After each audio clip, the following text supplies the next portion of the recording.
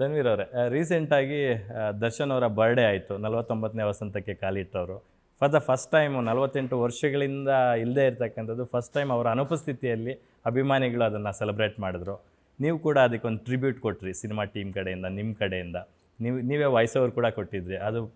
ಅದು ಆ ಟೀಸರಲ್ಲಿ, ಆ್ಯಕ್ಷನ್ ಟೀಸರಲ್ಲಿ ಓಪನಿಂಗಲ್ಲಿ ಒಂದು ಮಿನಿಟ್ ಆಲ್ಮೋಸ್ಟ್ ಅವ್ರಿಗೊಂದು ಟ್ರಿಬ್ಯೂಟ್ ಮಾಡಿದ್ರಿ. ಭಾಳ ಚೆನ್ನಾಗಿತ್ತು ಪದ ಬಳಕೆ ಎಲ್ಲನೂ.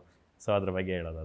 ಇಲ್ಲ ಸರ್, ಅದೇ ಆ್ಯಸ್ ಯೂಶ್ವಲಿ ಲೈಕ್ ಪ್ರತಿ ಸಲನೂ ಬರ್ಡೇ ಅಂತ ಬಂದಾಗ ಅವ್ರ ಸೆಲೆಬ್ರೇಟ್, ಬಟ್ ಈ ಸಲ ರೆಗ್ಯುಲರ್ ಆಗಿಬಿಟ್ಟಿತ್ತು ಸರ್ ಪ್ಯಾಟರ್ನ್. ಅದು ಟೀಸರ್ ಬಿಟ್ಟರೆ, ಟ್ರೈಲರ್ ಬಿಟ್ಟರೆ, ಹುಟ್ಟುಹಬ್ಬದ ಶುಭಾಶಯ ಬರೀ ಅದೊಂದು ಪೋಸ್ಟ್ರು ಇದು ಬಿಡೋದು.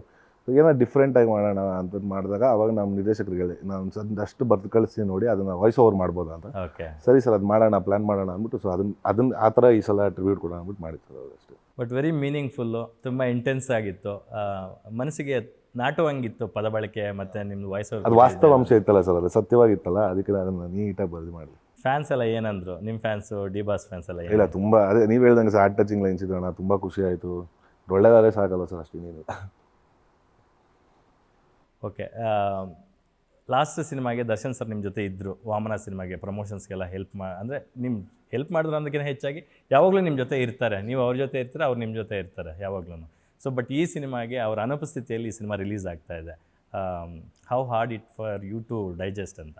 ಇಲ್ಲ, ನನಗೆ ಇವತ್ತಿಗೂ ಅದು ಬೇಜಾರಿದೆ ಸರ್. ನಾನು ಯಾವತ್ತೂ ಅವ್ರ ಮುಖಾಂತರ ಏನೇ ಇದು ಮಾಡ್ತಾಯಿದ್ದು. ಬಟ್ ನಾನು ಆ್ಯಕ್ಚುಲಿ ರಿಲೀಸ್ ಮಾಡಬಾರ್ದು ಅಂತ ಪ್ಲ್ಯಾನ್ ಮಾಡಿ ಅವ್ರದ್ದು ಇದ್ದಾಗ ಗಂಟ. ಬಟ್ ಕಾರಣಾಂತರದಿಂದ ಸ್ವಲ್ಪ ದಿನ ವೆಯ್ಟು ಮಾಡಿಸಿದ್ವಿ ನಾನು ಪ್ರೊಡ್ಯೂಸರ್ನ. ಮತ್ತು ಪ್ರೊಡಕ್ಷನ್ ಹೌಸು ಇನ್ನೊಂದೆರಡು ಸಿನಿಮಾ ರಿಲೀಸಿಗೆ ರೆಡಿ ಇದೆ ಸರ್.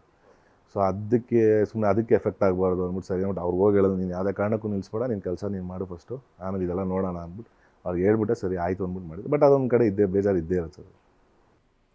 ನನಗೆ ಇದರದೊಂದು ವೇದಿಕೆ ನಂಗೆ ಸಿಗಲಿಲ್ಲ ನಿಮ್ಮ ಜೊತೆ ಹೇಳ್ಕೊಳಕ್ಕೆ. ನೀವು ಇದ್ದೀರಾ ಅಂತ ನಾನು ಹೇಳ್ತಾ ಇಲ್ಲ. ಟು ಬಿ ಹಾನೆಸ್ಟು, ಸ್ವಂತ ಅಣ್ತಮ್ಮಂದರೆ ಆ ಥರ ನಿಲ್ಲಲ್ಲ ಯಾರೂ ಈಗಿನ ಸಮಾಜದಲ್ಲಿ.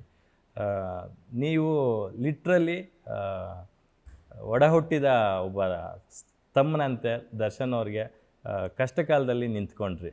ಅದನ್ನು ತುಂಬ ಜನ ರಾಮ ಲಕ್ಷ್ಮಣ ಅಂತೆಲ್ಲ ಮಾತಾಡ್ತಾರೆ. ಜನ ಏನು ಮಾತಾಡ್ತಾರೋ ಸೆಕೆಂಡ್ರಿ.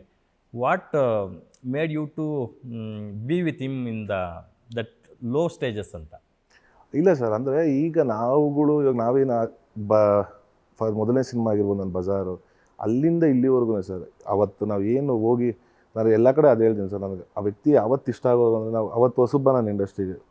ಸುನಿ ಸರು ನಾವು ಅವತ್ತು ಬಜಾರ್ ಆಡಿಯೋ ಲಾಂಚ್ ಮಾಡೋಕ್ಕಾರೆ ಯಾರು ಮಾಡೋದು ನಾನು ದರ್ಶನ್ ಸರ್ ಫ್ಯಾನ್ ಅಂತ ಸುನಿ ಸರ್ ಗೊತ್ತಿದ್ದು. ನಾನು ಅಲ್ಲಿವರೆಗೂ ದರ್ಶನ್ ಸರ್ ಮೀಟ್ ಮಾಡಿಲ್ಲ, ದೂರದಿಂದ ನೋಡಿದ್ವಿ, ಹತ್ರದಿಂದ ಹೋಗಿ ಮಾತಾಡಿಸೋಲ್ಲ. ಸೊ ಸುನಿ ಸರ್ಗೆ ಹೇಳಿ, ಸರ್ ಅವ್ರ ಕೈಲಿ ಮಾಡಿಸೋಣ ಅಂತ.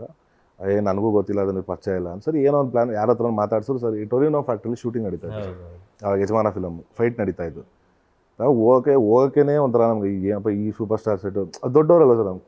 ಸರಿ ಆಯಿತು ಅಂದ್ಬಿಟ್ಟು ಸುನಿ ಸರ್ ನನ್ನ ಮುಂದೆ ತಳಗೆ, ನಾನು ಹೋಗಲ್ಲ ಸರ್, ನೀವು ಹೋಗಿ ನೀವು ಮಾತಾಡಿ. ಅವರು ಭಯ ಒಂದು ಸ್ವಲ್ಪ. ಆಯ್ತು ಅಂದ್ಬಿಟ್ಟು ಹೋಗಿದ ತಕ್ಷಣ ಕೇಳಿದೆ ಅಷ್ಟೇ, ಏನು ಬಂದಿದೆ ಹೇಳಿ ಸರ್, ಹಿಂಗಿದೆ ಆಡಿಯೋ ಲಾಂಚ್ ಮಾಡಿದೆ. ಹೌದಾ, ಡೇಟು ಟೈಮು ಯಾವತ್ತು, ಇಷ್ಟೇ ಹೇಳ್ಬಿಟ್ಟು ಸರಿ ಬರ್ತೀನಿ ಹೋಗಿ, 1 hour ಇದ್ದಂಗೆ ನಾನು ಫೋನ್ ಮಾಡಿಸ್ತೀನಿ ನಮ್ಮ ಅವ್ನ ಕೈಲಿ ಅದು. ಸೊ ಅವತ್ತಿನ ದಿನಗಳು ಅದು ನಮ್ಗೆ ಅದೇ ದೊಡ್ಡದು ಸರ್. ಒಬ್ಬ ಸೂಪರ್ ಸ್ಟಾರ್ ಆಗಿ ಅದೊಂದು ಹೇಳಿ ಮಾತಲ್ವ, ಅದು ನಮ್ಗೆ ಅದೇ ದೊಡ್ಡದು. ಸೊ ಅವತ್ತಿಂದಿದ್ದು ಇವತ್ತಿನವರೆಗೂ ಸರ್, ಯಾವುದೇ ಒಂದು ಇದ್ರೂ ಪಾಪ ಸಪೋರ್ಟಿವ್ ಆಗಿ ನಿಂತಾರೆ. ಒಳ್ಳೇದಾಗಿದ್ರಲ್ಲಿ ಮಾಡು ಅಂತಾರೆ, ಕೆಟ್ಟದಾಗೆ ಫೋನ್ ಮಾಡಿ ಹುಡುಗರು ಬೈದೂ ಇದ್ದಾರೆ.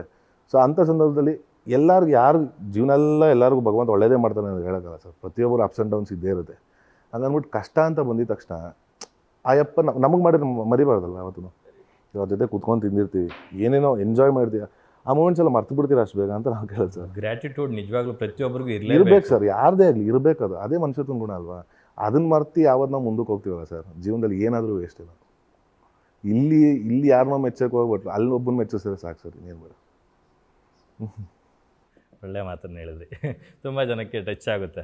ನಿಮ್ಮೂರಿನಿಂದ ವಿಶ್ವ ಮಟ್ಟದವರೆಗೆ ರಾಜಕೀಯ, ಸಿನಿಮಾ, ಸ್ಪೋರ್ಟ್ಸ್ ಯಾವ ಸುದ್ದಿಯೂ ಮಿಸ್ ಆಗಲ್ಲ. ಬರೀ ಸುದ್ದಿಯಷ್ಟೇ ಅಲ್ಲ, ಜೊತೆಯಲ್ಲೇ ಇರುತ್ತೆ ವಿಶ್ಲೇಷಣೆ. ಗ್ಯಾರಂಟಿ ನ್ಯೂಸ್ನ ಸಬ್ಸ್ಕ್ರೈಬ್ ಮಾಡಿ, ಫಾಲೋ ಮಾಡಿ, ಕ್ಷಣ ಕ್ಷಣದ ಅಪ್ಡೇಟ್ಸ್ ಪಡೆಯಿರಿ.